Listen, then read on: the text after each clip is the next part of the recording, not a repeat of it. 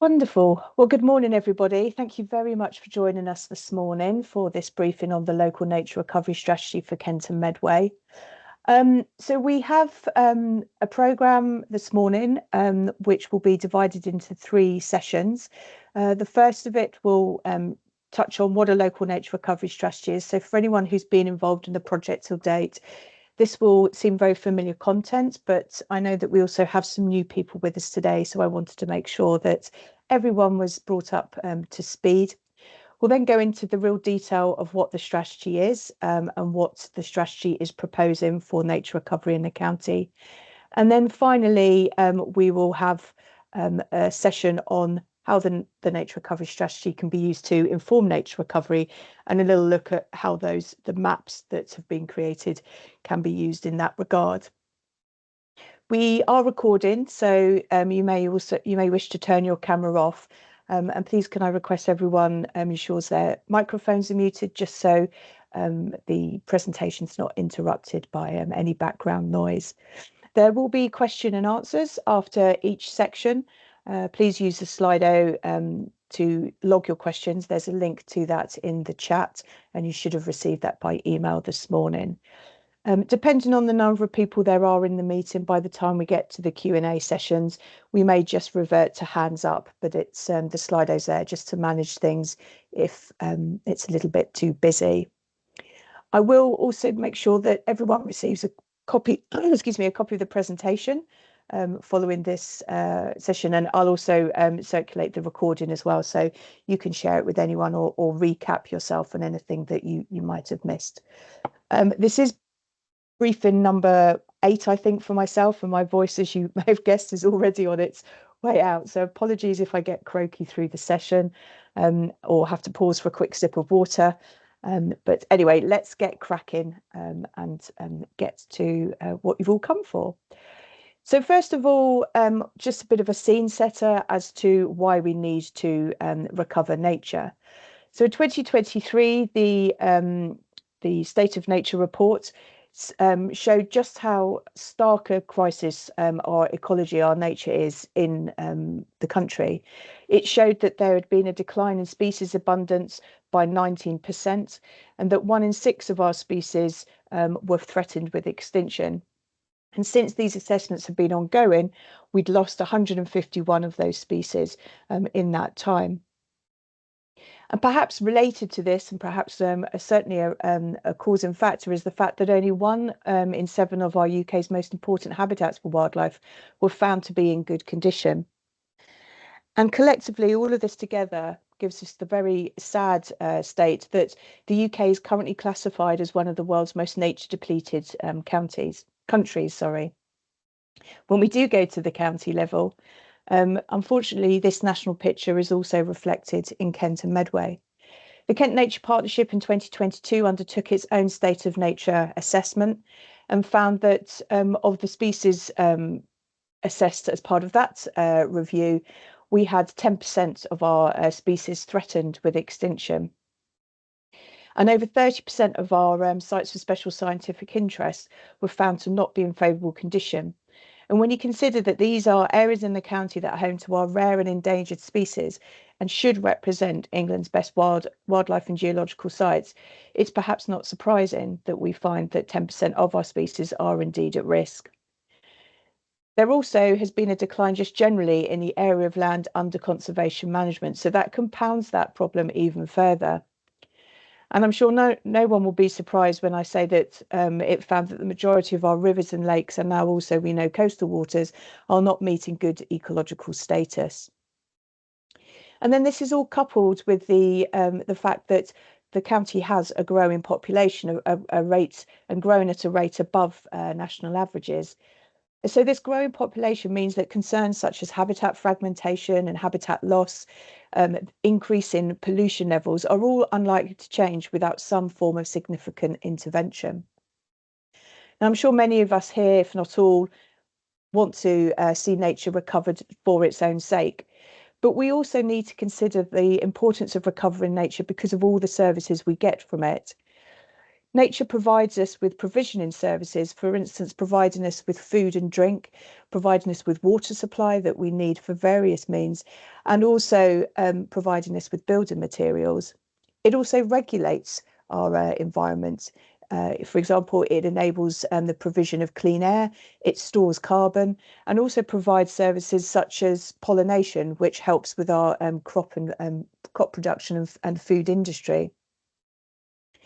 It also supports things through the likes of healthy soils and nutrient cycling. And finally, it provides us with cultural benefits as well. It provides a space where we go and undertake recreation and walking, and it inspires us to get out and therefore supports our physical health and our mental well-being. And it also provides opportunities for tourism and recreation.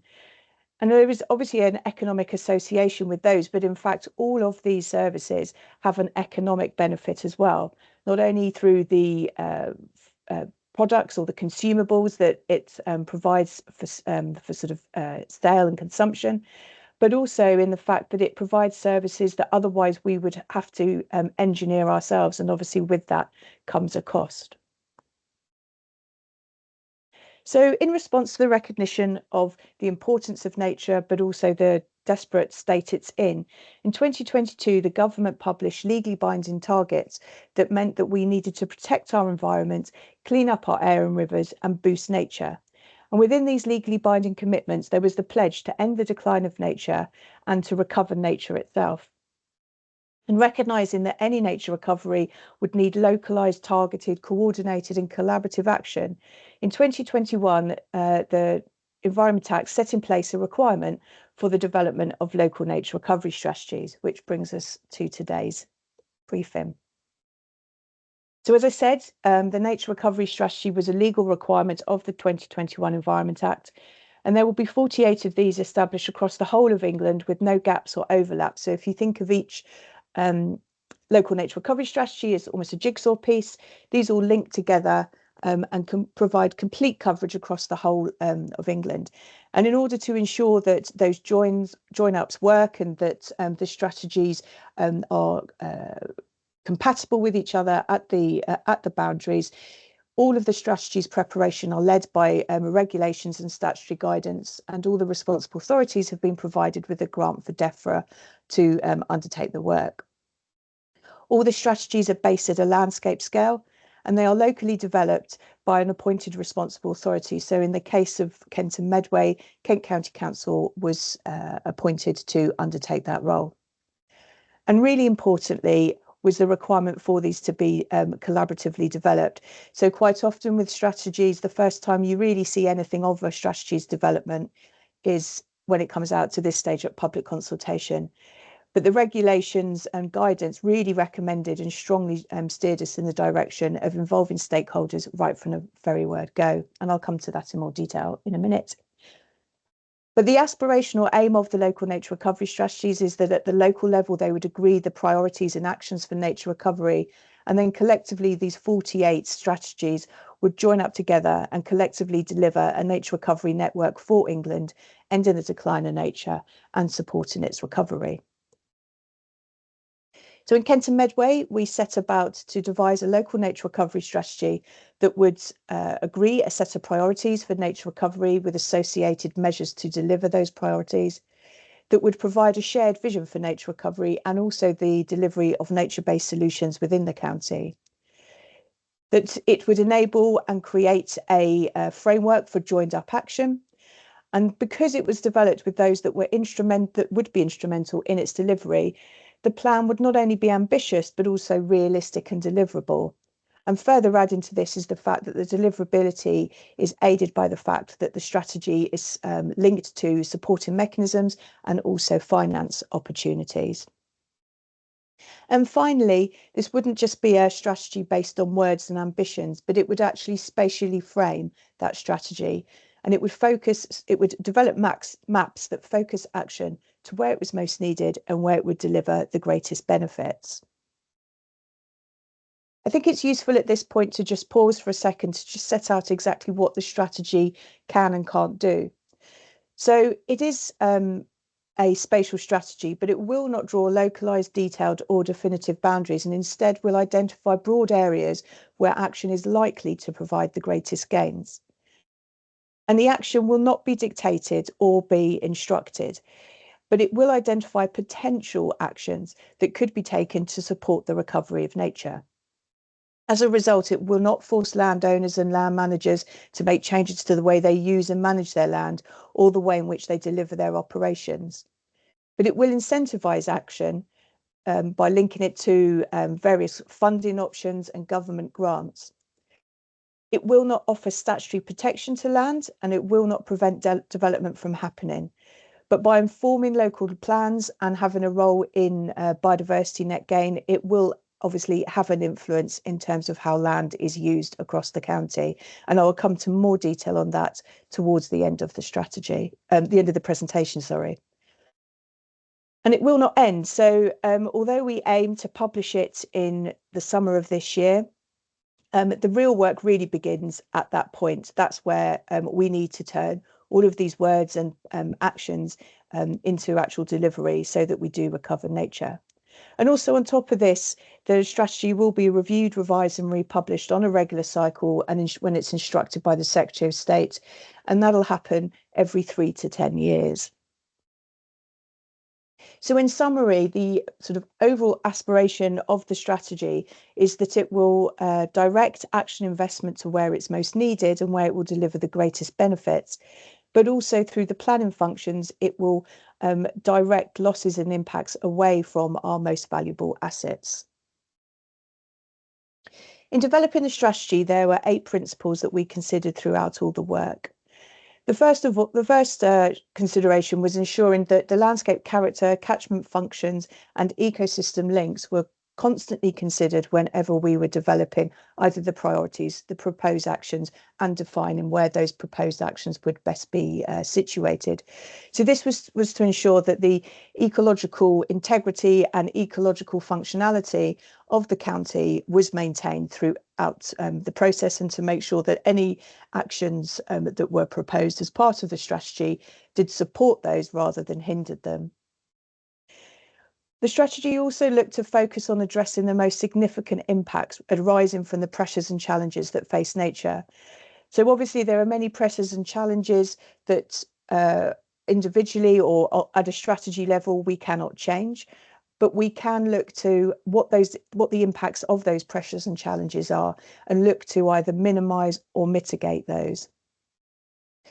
We also were looking to target our efforts to the most significant and important habitats, and those were defined as important on both a local and a national basis. So nationally, that might be important or significant in respect of. Sorry, but could I ask for the microphones to be muted, please? Thank you. So in terms of significant and important habitats, that was defined both locally and nationally. On a national basis, we were looking at whether the county held a significant proportion of a certain habitat. So, for instance, we have a large amount of chalk grassland and other chalk habitats, but also it might be that locally that particular habitat we had very little resource of that habitat within the county, and therefore it was a habitat that we wanted to make sure was not deteriorated and was managed well to safeguard that resource within the county. So as well as concentrating on habitats that were threatened in the extent, we also concentrated on habitats that were threatened in terms of degradation of quality or were at particular risk from a changing climate. And across all the consideration of habitats, we also made sure that the needs of threatened species were considered as well. So making sure that the interactions and dependencies that related between species and habitats were borne in mind. The 6th principle of the strategy development was to make sure that anything we were doing was supporting both local and national priorities and ambitions. And this wasn't just about supporting priorities and ambitions for nature, but also through the actions that we might deliver for nature, how we could also support other priorities that related to, for instance, green and blue infrastructure and improvements in the wider environment. So one such example of how we might do that would be if we had an action that was looking to create a new area of habitat. If that habitat was not a habitat that was particularly at risk or sensitive to human impacts or the impacts of recreational disturbance, then you might choose to situate that new habitat in an area where there was a particular lack of access to green space, or that there were particular health needs that needed to be addressed or could be addressed through increased activity. We also then wanted to make sure that our actions and delivery mechanisms not only achieved the priorities that we needed to address, but also that they were targeted to where they were in most need in terms of the action, but also would deliver wider benefits as well. So really maximising on what that action could deliver. And linked to this was making sure that throughout it, we really looked for opportunities to deliver nature-based solutions alongside our nature recovery actions. So as I said, a lot of our natural environment provides a variety of different ecosystem services. And by directing the design of nature recovery action to an area that also has another environmental need or improvement that natural that intervention could assist with, it would mean that we could effectively get more bang for our buck and deliver more. What it also meant was that it would open up other avenues of funding and grants to deliver nature recovery, because if we were delivering, say, for instance, floodwater management, alongside nature recovery, it could potentially offer up funding that is exclusively used for flood management. A really key principle to the strategy's development was developing it in terms of working with all of the county stakeholders right across Kent and Medway. And we wanted to make sure that from the very outset, stakeholders had an opportunity to engage and had an opportunity to help shape the strategy that essentially would become the counties.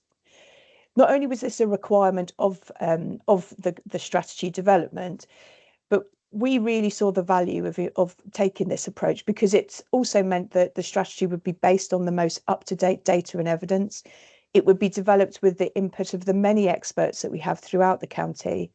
It would be informed by those with local knowledge and practical experience of delivering things on the ground and really understanding their local area, that would be really difficult to build into a strategic county-wide strategy otherwise. And also it would be a fully transparent process, and everyone would be able to have confidence in the strategy and know that it was aiming to do the best for nature and really deliver on what our stakeholders had told us we needed to deliver on. And we were blown away by the response we got from our stakeholders, with over 1,000 people engaging within workshops and other events. And we envisaged that actually it's probably more likely double this, because this just accounts for the stakeholders who came along to the more formal workshops and meetings. And not only did we have good numbers, but we also had participation from every sector that you would imagine could have an interest to some extent in the recovery of nature or a healthy natural environment. And also what we did see was over the 678 individual workshop attendees that came along to the workshops, we had just short of 300 different organisations, bodies, affiliations. So we really feel that there was a really good breadth of input to the strategy. And in addition to this, we also had involvement of other stakeholders and partners through the more formal delivery structure of the strategy, and that included the board and delivery group. We had a group that focused on our local planning authorities to make sure that the strategy would work alongside our local plans. We had advice from Natural England, the Environment Agency and Forestry Commission, and we also had a number of technical advisory groups that helped advise us and steer us, and in some cases do the work to really identify the technical input that we needed on a range of different factors relating to the strategy. And owing to this exceptional amount of input, whenever I use the word we in terms of what the strategy is proposing, that really does mean the county. And it's important to note here that although Kent County Council developed the strategy, it is not a Kent County Council strategy. We are effectively working on behalf of DEFRA to create a strategy with a local focus, but that sits and sort of effectively works to what DEFRA require from a local nature recovery strategy. And we are hugely indebted to the extensive contributions that so many people made, and a number of those are on the call today. And we're very grateful for the time, expertise and support that they have put into throughout the whole process. So before I go on to talk about the strategy itself and what it's proposing, I'll just pause there in case there are any questions on the purposes of the local nature recovery strategy and the process we undertook for its development. Katie, over to you. Yep, so in the Slido, I've got one question. Mm. What teeth does the LNRS have to make change happen rather than just offer advice? I'm concerned that the strategy will sit on a shelf and never be actioned. Lovely. That's a really good question. And it is one that I will come to in the third part of the presentation. So perhaps if we could park that question for now. And if you still feel that that question hasn't fully been answered at the end of the presentation, put it back in the question, and we'll have a discussion about it then. Anything else, Katie? Yes, one other. When does the consultation period end, and when does the LNRS have to be published? Okay, so there's no definitive requirement in terms of when the LNRS has to be published. DEFRA haven't stipulated a deadline for that. We would like to see it published as soon as possible within the county because of the various roles that it does have in planning and within biodiversity net gain, and also in terms of opportunities to access grants and funding potentially, which we imagine to be coming on stream soon. So our intention is, assuming that it manages to pass through the public consultation and not too much has to be changed, to be publishing it sometime in the summer this year. There are a number of regulatory sort of hoops and jumps we have to go through and go over to get it to the published stage. But at the moment, our intention is to publish summer this year, but certainly within this year, it will be published. In terms of the final date of the consultation, I believe it's the 12th of March. You'd think I'd know that off the top of my head, wouldn't you? It's on the last slide, so I'll be able to confirm whether I'm right or wrong when we get to the end of the presentation. But it's certainly sort of the second week of March is the end of the consultation period. So if there's nothing else, then I will jump on to giving you now an overview of what is in the Kent and Medway Local Nature Recovery Strategy. So the strategy itself is presented into two documents and an online tool which presents the maps. Part one of the strategy essentially provides the context and provides the justification for the priorities and actions that the strategy proposes. So this sets out what we have within the county, what our natural landscape looks like. It talks about what makes Kent and Medway's nature so special. So not just the habitats and species we have, but those ones also that are particularly rare or threatened either locally or nationally. So providing that sort of significant habitats and species that we have within the county. Part one also looks at how our landscape has changed over the years. And also the pressures and threats and challenges. So that's really providing the sort of the context and the justification for why we have identified some of the priorities that we have within the strategy to address. And also in that section, it also looks at the national and local strategic context. So the opportunities to link into both national ambitions and also support, for instance, our district and boroughs local plans and other strategies within the county that the nature recovery strategy could assist with in terms of delivery. And finally, it then looks at what opportunities there are for nature recovery in Kent and Medway, and also recognises that we're not starting from a blank sheet of paper here, and there already is a huge amount already ongoing within the county itself.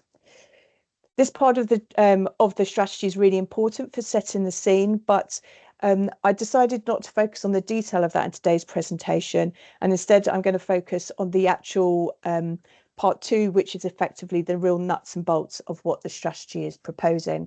But if you do take the chance to read through part 1 and have any questions or would like to discuss any part of it, then please feel free to contact the team and we'll get back to you. So part 2 of the strategy is essentially the sort of 7 main elements that the local nature recovery regulations require us to present.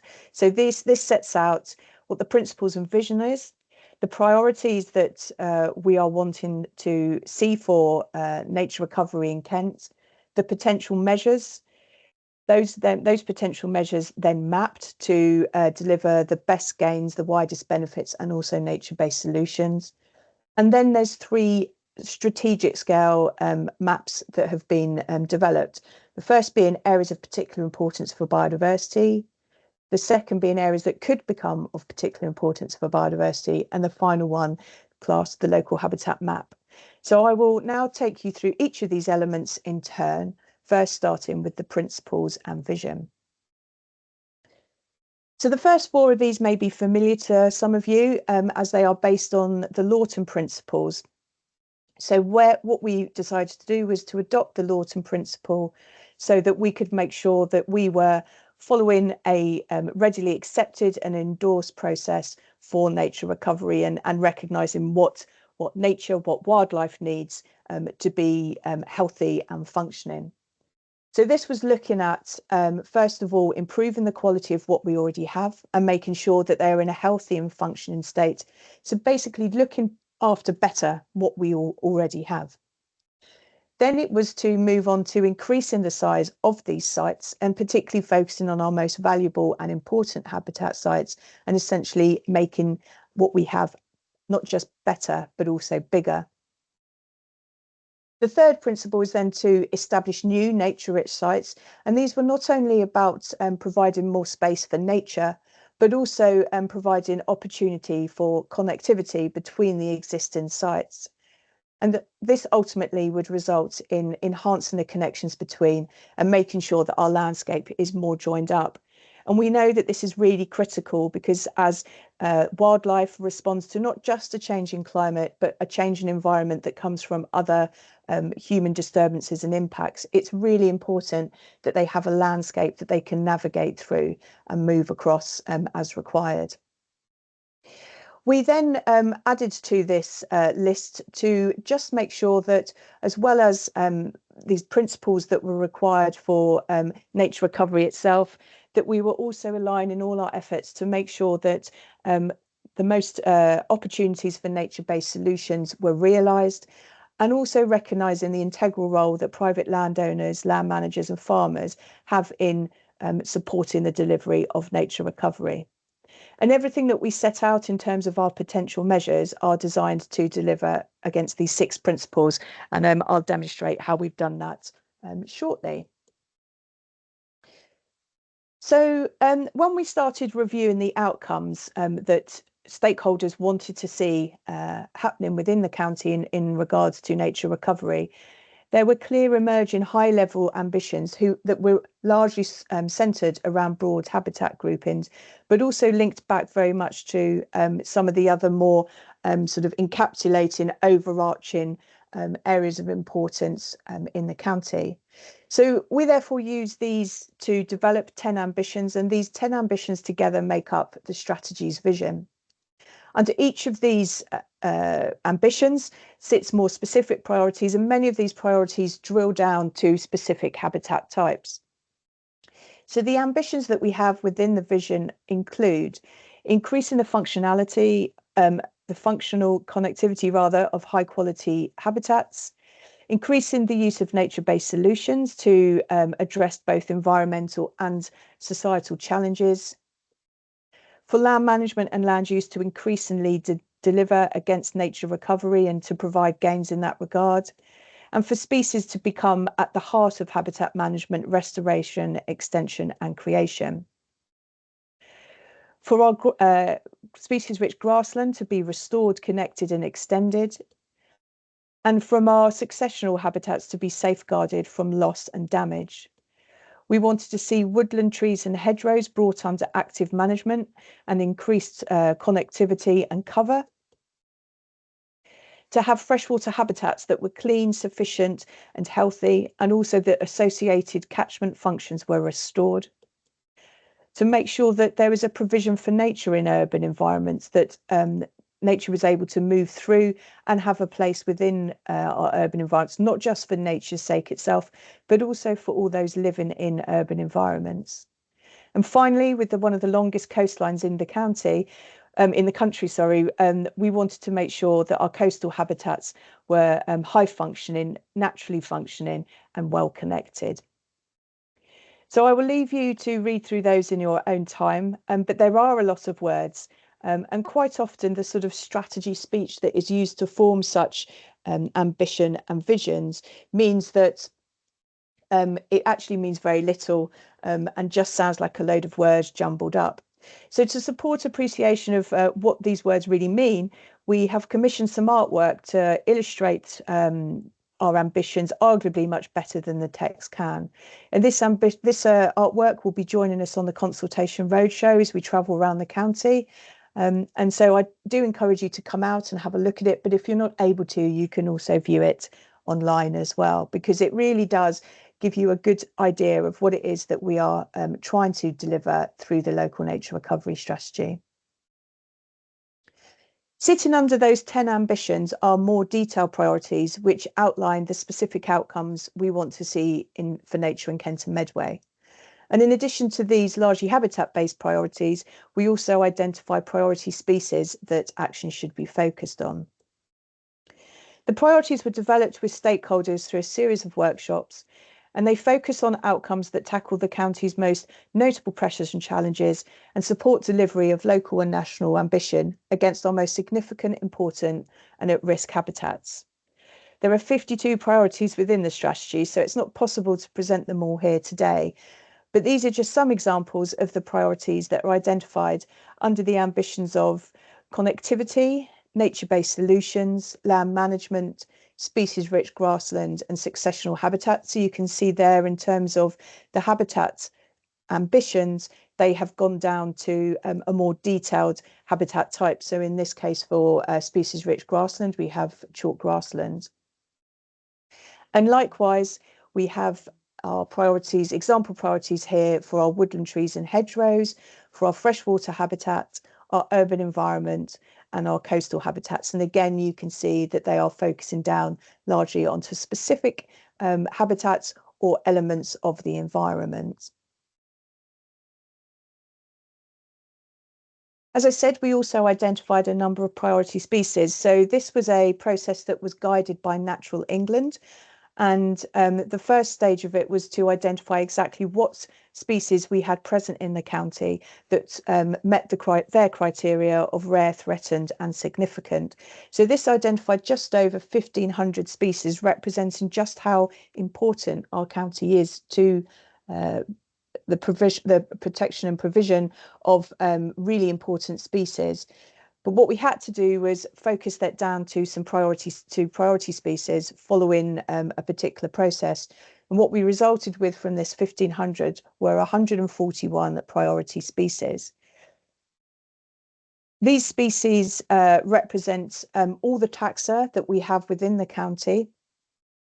And they were selected not only on the basis of their own individual need and urgency, but also in consideration of whether action for them would support the recovery of other species associated with the same habitat assemblage. And for each of these priority species, potential measures to support their recovery are identified. So in delivering those measures, there is the hope that it will deliver much wider benefits for all 1,500 rare threatened species within the county. But we also wanted to make sure there was sort of a catch-all for this. So also to address these sort of 1,300 odd species not included in the priority list, the strategy also includes a priority that will ensure consideration is given to all of our threatened and vulnerable species whenever any action for nature recovery is designed. Sitting under each of the 52 priorities are a number of potential measures, and these are the proposed action to deliver the priority, targeted to where it will deliver the greatest gains and benefits through the mapping. So first of all, within the actual strategy itself, every priority has its is presented in a table like this and has its associated potential measures listed. And these denote which of the strategy principles those potential measures relate to. So in this case, we have a potential measure that delivers against better, against more, and against connected for coastal and floodplain grazing marsh. In some instances, supporting measures that may be needed are also presented. This example here doesn't have a supporting measures, but examples from other priorities include things like increasing the number of local tree nurseries, increasing awareness and understanding of the importance of scrub habitats, and reducing the demand for water through water efficient measures. So the reason that these we've decided to include these is actually technically they sit outside of the local nature recovery strategy in terms of delivery, because the local nature recovery strategy is required only to focus on actions that relate to habitats and species. However, when we discussed all of this with our stakeholders, it was really clear that they felt that actions such as these were absolutely fundamental to the overall achievement of the priority. And it was these sort of supporting measures that were really, really key and really critical to making sure that we really did deliver nature recovery. So we've included them so that it sets out what we as a county may need to coordinate to ensure the success of the priority. The same also applies to additional information needs, which are also included just here as an example. And again, they're not included in the scope of the local nature recovery's delivery, but are really important, and particularly important when it comes to addressing data and evidence needs that might be needed before the next review of the strategy. So many of these are based on where we found we had gaps of information or data that would have allowed us to be a lot more specific and be a lot more able to really direct and target our actions to where it was most needed. And finally, within the strategy, you will see all of the priority species that have been identified for that particular habitat type. In the measures table, measures with a reference number as here, so we have reference number GL 2.1, 2.2 and 2.3. Any measure with a reference number is a measure that has been mapped, and that map can be viewed online by selecting the map with that particular reference number, and I will demonstrate that in the third part of the presentation. So the next stage of the work was not only to identify what the potential measures were, what the actions were that were required to deliver on the priority, but also to then map those measures and target them to where they would deliver the best gains, the widest benefits, and also nature-based solutions. There was a lot more detail provided in the strategy and appendices as to how the mapping was developed and what informed it in terms of evidence. But in brief, the way in which we approached it was first of all to look at, for each of the potential measures, what data and evidence there was to inform and define it. And this would determine if the measure could be mapped and whether there was sufficient information to enable the action to be targeted to where it was most needed or where it would be most beneficial.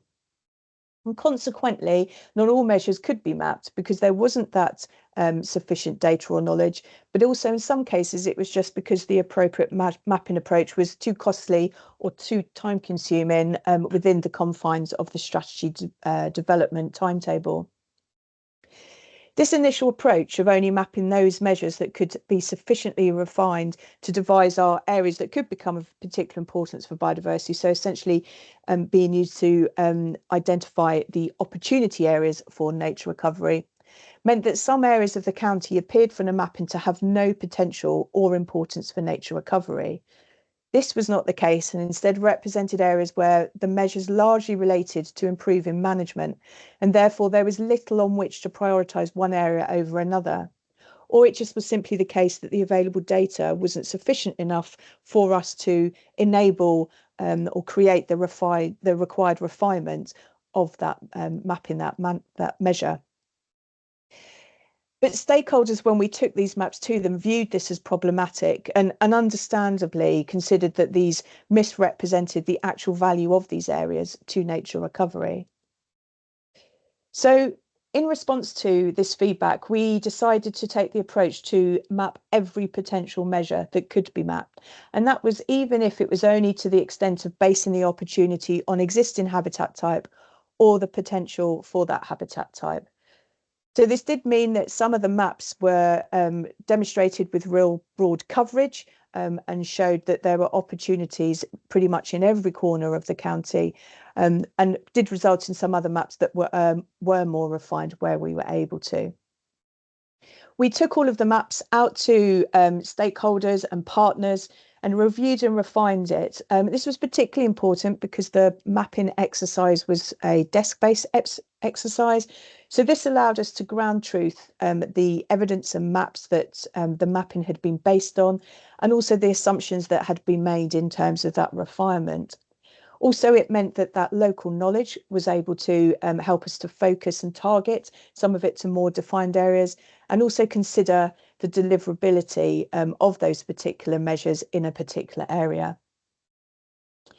And that further refinement of the potential measures focused on opportunities to address wider environmental challenges through nature-based solutions, and also other benefits such as health and access. And I say that's relating to that example I gave at the beginning, where if there was a habitat creation that wasn't overly sensitive to disturbance, then you would potentially target creation of that habitat to where it would deliver the greatest benefits, not just for nature, but also in terms of human benefits as well, in terms of health and well-being, and focusing on areas with either limited access to green space or particular health deprivation issues. And all of these potential measures, all of the mapping of these potential measures is available through the online mapping tool, and I will show you some examples of that later in the presentation. Within the strategy, it is only the grouped measures per priority that are presented. So rather than each individual measure presented, it just groups all the potential measures for that particular priority, which, as I say, many of them relate to habitat types. So here you have all the potential measures identified against coastal and floodplain grazing marsh, and you will probably not be surprised where most of those opportunities exist. But online, you can find all of the individual measure maps. So this is sitting under that same priority of coastal and grazing marsh, but focusing on one of the specific measures. And the online presentation therefore allows you to scrutinise it in a lot more detail and go down to a more localised level. And I'll show you how far it can scan down later. So that then brings us to the three core maps that the strategy had to produce. The first is the areas of particular importance for biodiversity, and this maps our national and local conservation sites and irreplaceable habitats. This map was created as per strict regulations from DEFRA, and included our nationally designated sites, our local wildlife sites, our local nature reserves, and our irreplaceable habitats. And the irreplaceable habitats in Kent, they were based on the definition of irreplaceable habitat as provided by Biodiversity Net Gain. And in Kent, this limited it to ancient woodland, ancient trees, coastal sand dunes, spartina swards, and lowland fens. And the justification from DEFRA around what this mapping was is that these are areas that, in theory, should be subject to some form of either protection or management as a result of their designation or as a result of local planning. The second map that we were to produce was the areas that could become of particular importance for biodiversity. And essentially what this is the opportunity and target areas for nature recovery within the county. So again, more detail on how we did this is within the strategy document itself. But in summary, what we did was we first of all based the areas that could become of importance for biodiversity mapping on use the potential measures, the map potential measures as a foundation. Now, as I explained, we ended up mapping all measures, regardless of whether they were refined or not, to present all the opportunities that relate or result for the habitat and the likes across the county. But for the purposes of the areas that could become of importance for biodiversity, we were required to have it a much more detailed and targeted map. And so any measures that were insufficiently refined were excluded. Largely, this excluded measures that were more focused on, that were not focused on restoration, creation or connection. So they largely related to management measures.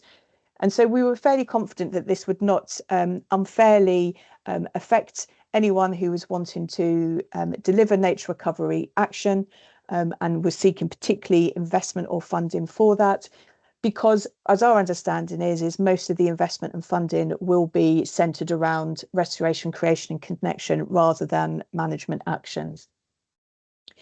We then refined these further by considering again wider environmental challenges that could be addressed by nature-based solutions and the delivery of other wider benefits. And then we finally added an additional refinement by considering connectivity.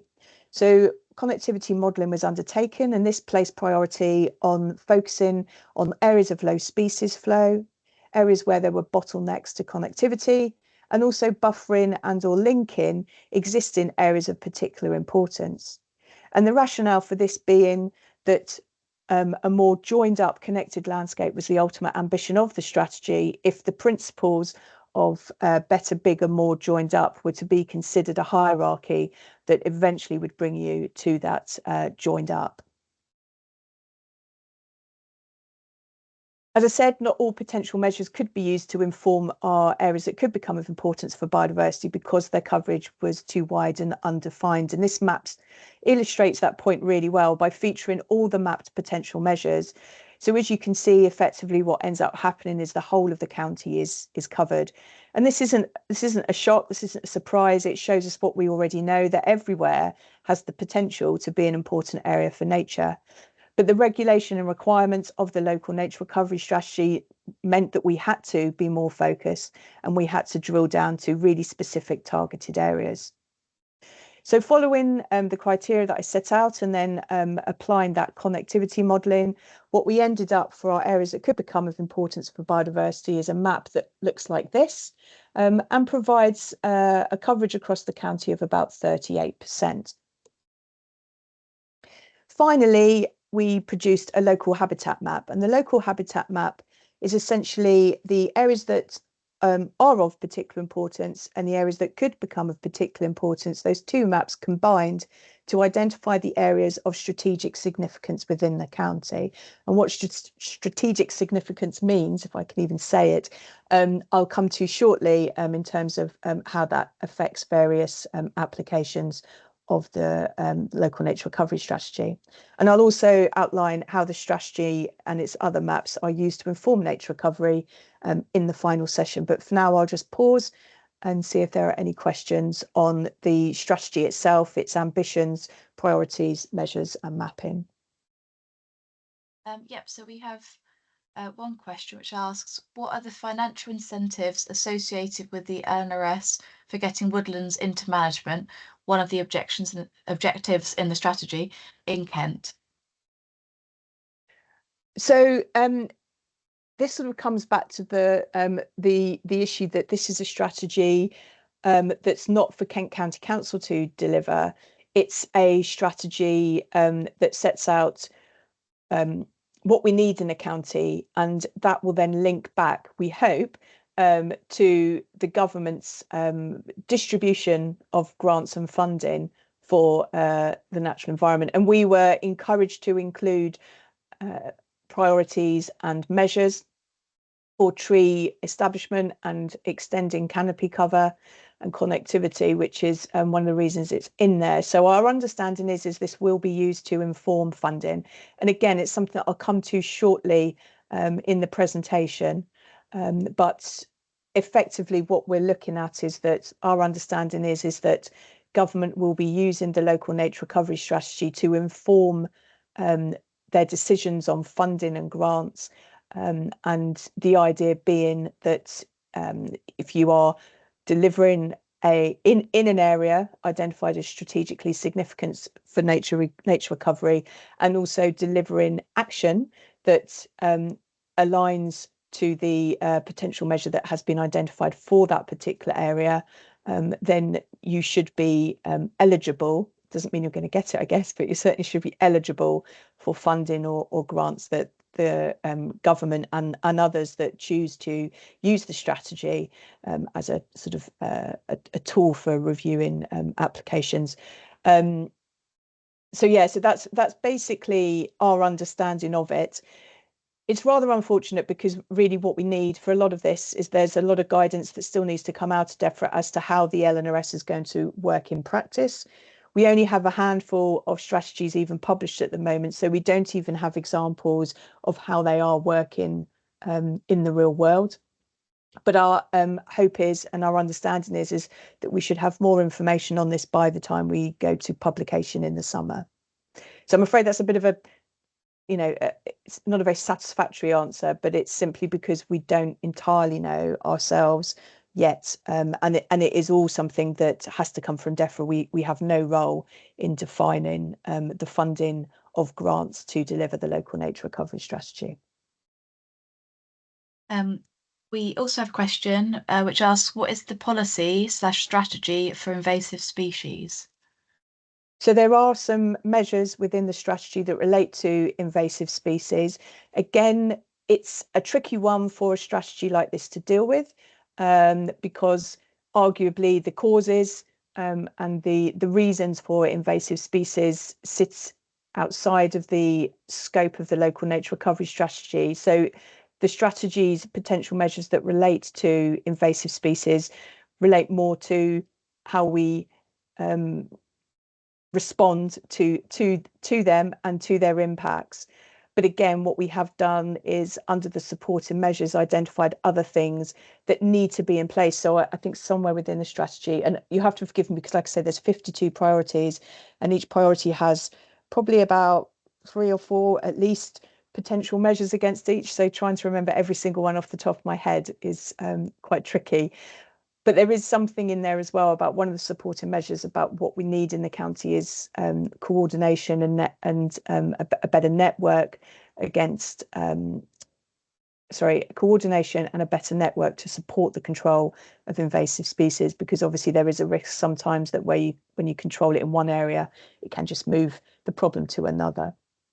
Deer is one that is also picked up in the strategy as a not an invasive species, but a problematic species that needs some form of management and control in terms of the landscape as well. Likewise, mink.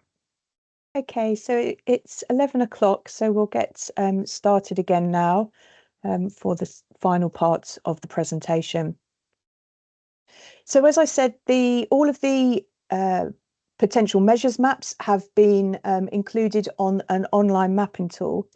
This online mapping tool has been created for the purposes of the consultation. The intention is to develop something with more functionality once we have a clear steer on the mapping's role in nature recovery and local planning, because when we have that, we can make sure it's truly fit for purpose. So that's also going back to the point I was making just before the break in terms of we don't currently yet know how the LNRS is going to link to funding as well. So we want to make sure that the tool, when we do go to publication, really allows anyone who wants to use the maps to be able to do so in the way in which they are intended to inform action. So this tool is a temporary tool, and we're not inviting any feedback on it. It's purely there to facilitate you with the ability to look at the measures and their mapping. When you do first launch the mapping tool, you will get the pop-up that is shown here, and you just effectively, it's a good idea just to read through the notes and then you click the OK arrow. That last point about that layers may take a while to load is a really important one. There is a huge amount of information that is sitting behind this mapping tool, and therefore it may take some time for different layers to view, particularly if you've got a low internet speed or your computer specification can also have an impact. We've been told it could take up to 2 minutes. Personally, I've never had it take that long. but do be patient. If you do find that regularly it's stretching over 2 minutes, it may be worth refreshing the page. And if you really are having trouble getting the maps loaded, please do let us know. But the mapping has been out there for a while now, and to date we've not had any issues, so hopefully you won't either. So you click the OK, and that brings you through to the map interface. And you can select the maps by clicking on the layers menu at the top there. That brings down this drop-down box. And first of all, just to show you, there are a number of different mapping functions or options that you can select from. So first of all, you can choose your preferred baseline map. So you can have it as street map, as grayscale, or satellite imagery. And street map, which is shown here, is the default view. You also have the ability to put in place the district boundaries, district labels, and also include the rivers network. So those are all on as a default. So if you don't wish to have any of those or only some of those as a feature in the maps when you're looking at them, you can just turn them off. On the left-hand side are some other functions for the map. So first of all, if you want to understand what any of the map's potential measures numbers relate to, you can click on the mapping table button and that will bring all that up. And also you have a zoom function using the plus and minus buttons at the top of the screen there. So as I said, within the mapping tool, the mapping layers menu brings up a number of different options in terms of what maps you can look at. Because of the length of the potential measure description, it's not possible to include the measure title itself in there. So it is just the potential measure reference numbers that are listed in the selection menu on the right-hand side. So if you were wanting to remind yourself what potential measure the number relates to, rather than having to go back to the strategy document, you can just click this table icon on the left-hand side and it will bring up the tables, the mapping table. And this will tell you what the measure is, whether it was used to inform the areas that could become of particular importance for biodiversity, so whether it was used as one of those foundation maps for the opportunity mapping, and also a very brief description of the mapping methodology for that individual measure. More detail on the mapping measure itself and also the evidence sources and data sources can be found in the appendices of the strategy. So the first purpose of the strategy is essentially to direct action for nature recovery. It proposes the action that is required and maps where these could be delivered. In some instances, these are wide-ranging areas, and in others, they are specific areas depending on the mapping capability. But in all cases, the mapped areas is indicative. Some management measures that have been put in to increase the functionality or biodiversity of a habitat have been mapped. Some of those management measures have not been mapped. The mapping indicates where this management may be most needed or will result in the greatest gains. So where we can, as I've said, we've really defined down where the measure should be delivered. But in the case of management, it needs to be remembered that the introduction of any appropriate management, so that being the right management in the right place at the right time for the right reasons, will deliver benefits wherever it's applied. So just because a management measure isn't mapped to a particular area doesn't mean that it's not appropriate. It just means that it has not been identified as strategically important for nature recovery when considered at a county level. And that actually applies to all the measures. So the strategic nature of this document means that some measures may not be relevant or appropriate when considered in detail at the local level, but it also could be that a potential measure may have value locally that's not reflected when it's considered strategically at a county scale. So exclusion or inclusion from the mapping tool does not indicate that the action is applicable at the local level, just that the opportunity for it is considered to be there. And because the desk-based approach means the mapping is theoretical, it's also not based on actual known site conditions. So before any action is undertaken, it's really important that site assessments are made. And just because an action has been identified for a particular area does not mean that that absolutely should happen there. It means that you need to consider whether it is appropriate once you get to look at the site's conditions. And further to that, you know, many of the actions have certain planning permissions and other prerequisites before any action is taken, and identification of that area for a particular measure does not preclude the project or the activity from those necessary requirements. Also, just because an action is mapped at a local level, it does not dictate that that should happen. It does not instruct their implementation. The map measures are a guide for how any landowner or manager could use or manage the land or approach their operations in a way that could support nature recovery. So using the map online, you can view where the potential measure has been mapped and has been targeted to. So you may already know, because you may have flicked through the strategy document, and you may already know the particular measure or priority reference you're interested in. But and in that case, what you would do is you would just go to the mapping layers and you would select the relevant potential measure. But it may also be that you'll come into the mapping afresh, and you just want to look for any priority or measure that relates to a specific habitat type you're interested in. And you can use the table to help you identify these. So within the measure box, you would enter the habitat you're interested in. So in this case, grazing marsh. And once you've inputted that, it will bring up all of the measures that relate to grazing marsh that have been mapped. So in this case, we have three measures that relate to grazing marsh that are included in the map. And then what you would do is note the reference number or numbers if you want to look at more than one of the potential measures, and head to the actual map itself. From here, you would select the relevant mapping reference number, and then you can see where that all comes up. Anywhere that is coloured blue is where that particular potential measure has been identified to have an opportunity for delivery in those specific areas. You can select more than one measure at a time, but the map will not distinguish currently between the potential measures. So if you want to look at a broad opportunity for that habitat type, you can select all of the measures.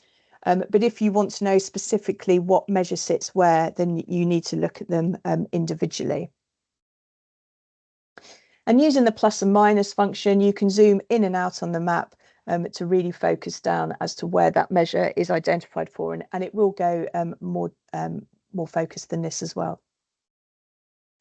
So a second purpose of the strategy is to denote areas of strategic significance. So these are areas of significance that are identified on the local habitat map. But also arguably the areas that could become of particular importance for biodiversity could also be considered strategically significant areas. So if land falls in an area that could become of particular importance for biodiversity and the action aligns with the potential measure that's been identified, this may be classed as strategically significant and therefore eligible for investment or funding by any grant, funding or investment scheme using this as an indicator. Now, as I said, in respect of government grants and funding and also other bodies that provide funding and investment, we know that there is an intention to use the local nature recovery strategy as an indicator for where investment and funding should be directed, but we don't actually yet know the mechanisms by which the LNRS will inform this. So this is our own assumption as to how it could be used, but it feels I feel like we could be relatively confident that if we've been asked to focus our attention and identify target areas, that those will be the areas of attention where attention is given to the direction of funding. One area where we do have a bit of a better understanding is where strategic significance is going to be used for biodiversity net gain. So biodiversity net gain is a mandatory requirement that aims to make sure that a development has a measurably positive impact on biodiversity. And that gain is calculated through the use of a standard calculation tool, it's a biodiversity gain metric. And that identifies the biodiversity value of the land that is lost and the biodiversity value of the biodiversity that is gained. And within that calculating tool, there is a strategic significance multiplier, and that strategic significance multiplier relates to the local habitat map and the potential measures that fall within it. Now, biodiversity net gain provides a fabulous opportunity by which we see necessary development, putting something more back than it takes away.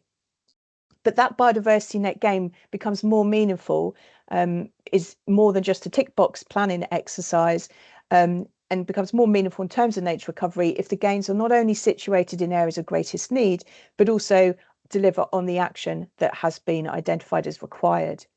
Therefore, high strategic significance will be applied when the habitat parcel is located in an area proposed to help deliver the LNRS, so within the local habitat map.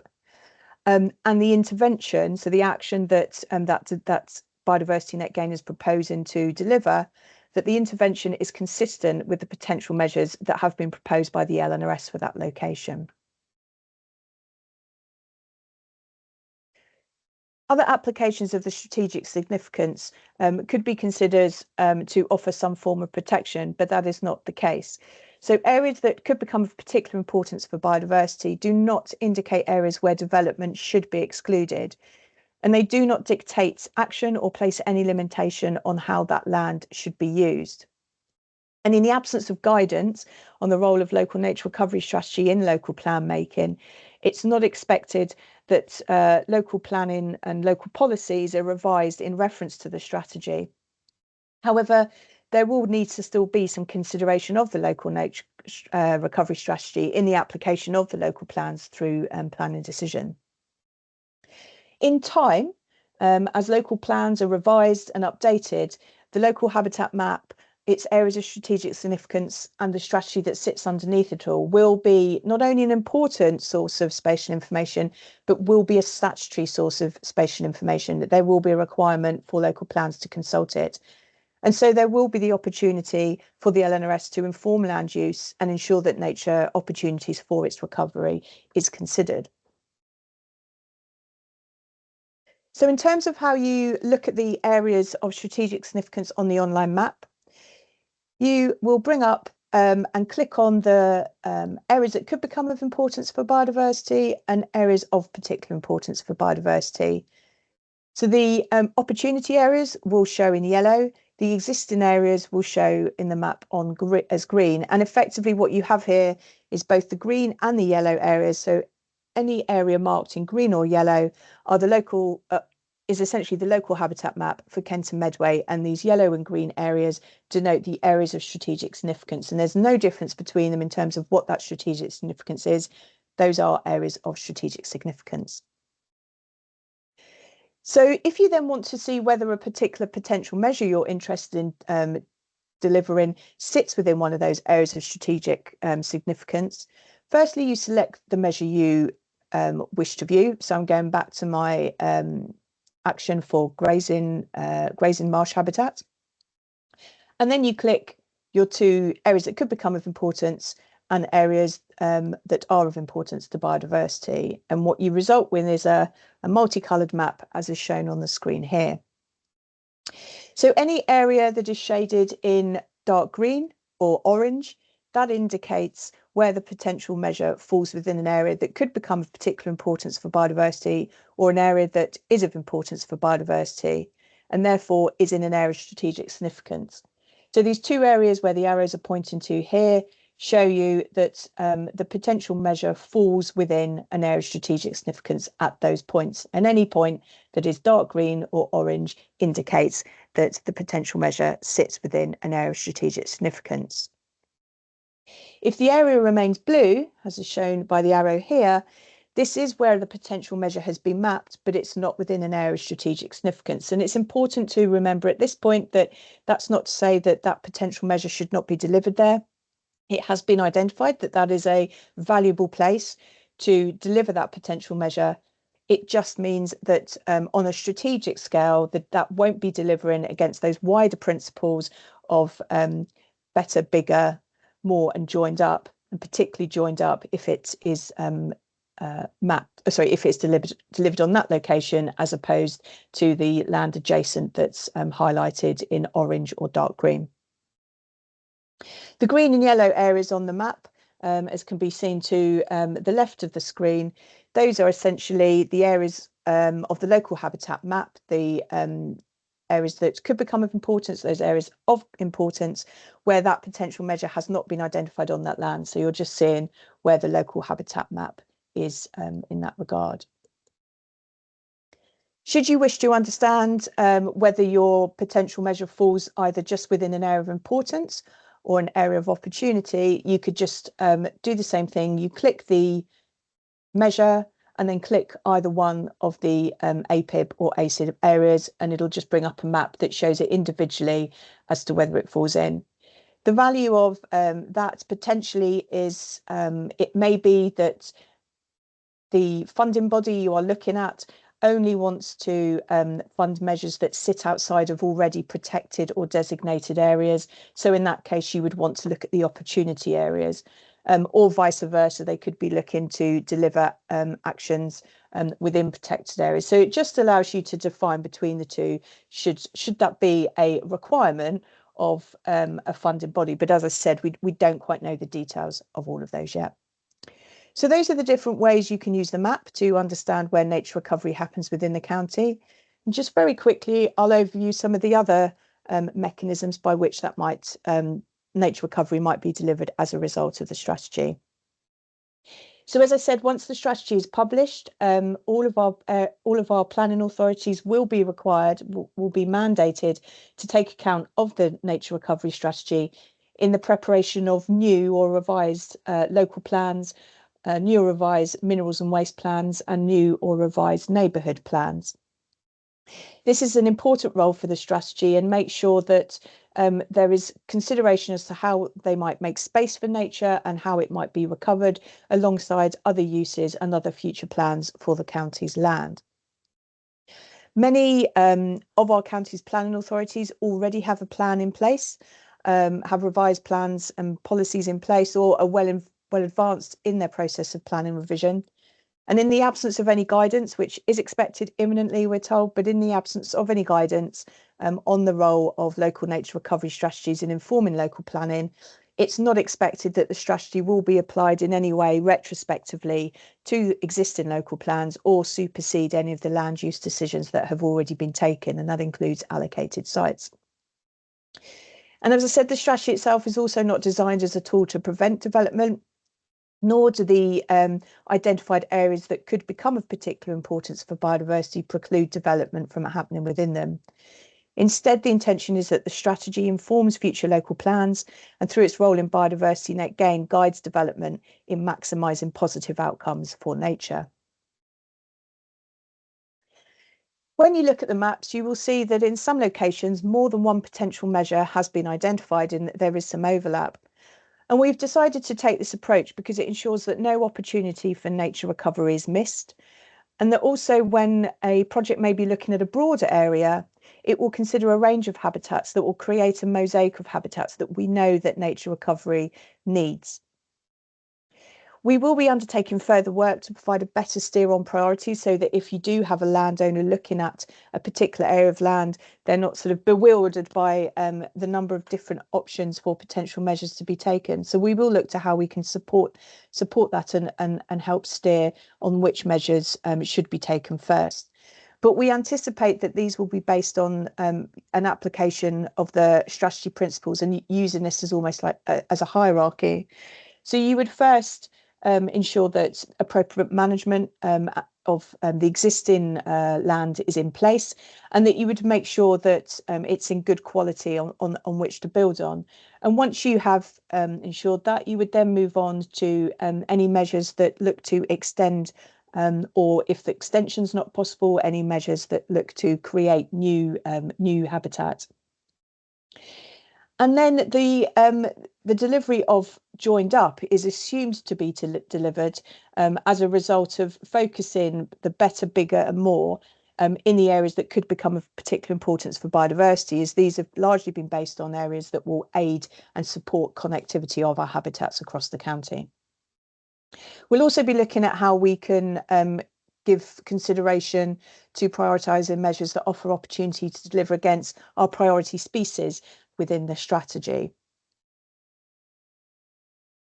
A final note, there's a lot of people have asked about what role the local nature recovery strategy will have in protecting nature. So the strategy is a framework for action. It directs action, identifies what action is needed and directs action to where it is most needed and where it will deliver the greatest gains. But it does not offer any formal or otherwise protection, and that can only be provided through existing statutory designations and protections or local planning policy. There is a chance that local authorities may choose to use the strategy to help identify land that could be set aside for the purposes of nature recovery, but there is no requirement on them to do so, although we would, as the author of this strategy, we will certainly be working with our local planning authorities to encourage them to do this as part of the local plan revision. But there is also the opportunity, not just at the local level, but it may also present the opportunity in relation to the government's 30 by 30 target. So this is a target that the government aims to have 30% of land and sea in either management or protection by 2030.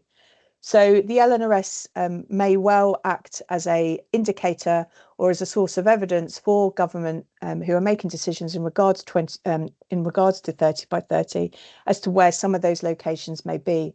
So there is a role there that could result or could end up in providing some level or some element of protection, but it's certainly not a given.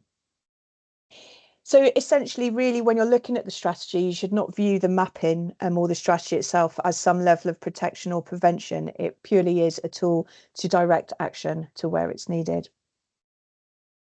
So that concludes the overview of the local nature recovery strategy. But before I finish, I'd like to conclude with this quote from the wonderful Sir David Attenborough. To remind us of why such a strategy, and importantly the ownership of it and delivery of it together, is so important. And that's why it's really important we hear your views on the strategy, making sure that it is something that you can not only endorse, but also you'll be happy to adopt in the delivery of your action for nature recovery. And just to say, in terms of the consultation, because the strategy itself is a long document and includes various parts, the questionnaire that relates to the consultation does appear very long and unwieldy itself. However, you do not need to answer all the questions, and you can just answer any question that you feel comfortable doing so and skip across any that you don't. So please don't let the initial view of the strategy consultation questionnaire put you off. It shouldn't be as sort of long-winded as it might first appear.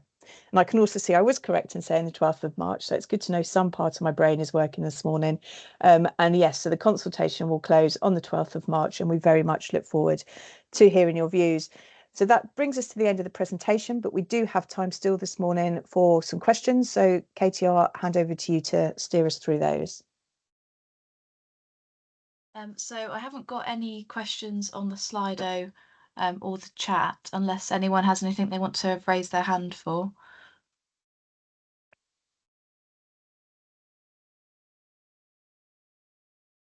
No hands, Liz. Lovely. So hopefully, because I know there was a couple of questions that I'd sort of deferred to the end because I hope that final section would answer them. So hopefully that is the case. There is more and more stuff coming out from DEFRA as to how this will all work together. So the current planning reform refers to the use of the local nature recovery strategy. I haven't had a chance to look at it yet, but the land use framework was published last week. There is some guidance expected very soon in terms of local planning and the role of local nature recovery strategy in that. So we do expect to be able to answer some of your questions more fully in time. But just a reminder that all of those mechanisms are all the gift of DEFRA and the government rather than Kent County Council. We will after every session, we're collecting all the questions asked and updating our frequently asked questions section online. So should you sort of after this go away and have a look and have any more questions, I'd really recommend you look at the FAQs first. But if your question's not answered by those, please do feel free to get in touch and let a member of the team know, and we'll get back to you as to an answer to your question. Just to say, we are out and about across the whole of the county. All of those details are online, and again, I'll send the link to those events when I send you the presentation slides. But please do come and see us and have a chat to us about what you think the strategy is presenting and any views you have, and also come and see the artwork. It would be really lovely to have a chat face to face. But if there's no other further questions, I will thank you all for your attendance this morning, and we look forward to hearing your views on the strategy in due course. Thank you.